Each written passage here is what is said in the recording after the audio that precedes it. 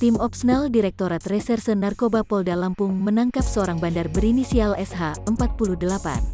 SH ditangkap di kediamannya di Jalan Raden Pemuka, W. Halim, Bandar Lampung pada tanggal 28 Desember tahun 2021.